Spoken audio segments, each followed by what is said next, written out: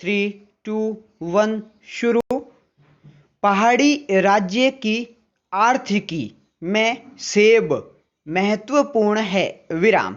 हर साल करोड़ों टन सेब हिमाचल से अन्य राज्यों को जाता है।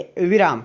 हिमाचल में कोल्ड स्टोरों में हजारों टन सेब रखा जाता है जो साल भर बेचा जाता है। विराम। हिमाचल समेत कुछ राज्यों में कर्फ्यू और अन्य राज्यों में लॉकडाउन के कारण कोल्ड स्टोर से सेब अन्य राज्यों में नहीं भेजा जा रहा है। विराम। इससे बागवानों को भारी नुकसान हो रहा है। विराम। काफ़ी खर्च कर बागवानों में कोल्ड स्टोर में हजारों टन सेब रखा है। विराम। करीब ₹1.25 प्रति किलोग्राम के हिसाब से इसका किराया भी अदा करना पड़ता है। विराम। बागवानों को कर्फ्यू के कारण अगले सीजन की भी चिंता सता रही है। विराम।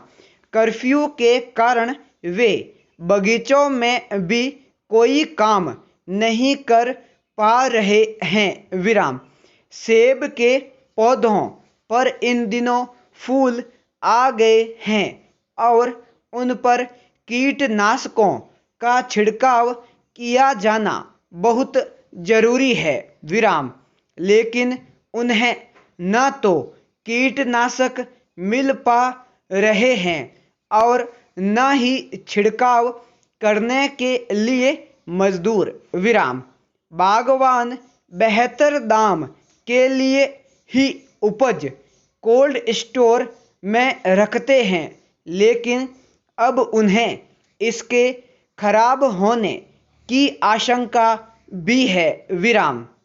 बागवानों का कहना है कि इस सेब को मार्च से जून तक बेचा जाता है लेकिन काफ़ी समय कर्फ्यू के कारण निकल गया है। विराम। जुलाई में निचले क्षेत्रों से अगली फसल बाजार में आ जाती है। विराम। अगर कुछ दिन और कर्फ्यू रहा तो उनके लिए कोल्ड स्टोर में रखे सेब को निकालना मुश्किल हो जाएगा या सस्ते दाम पर बेचना पड़ेगा। विराम।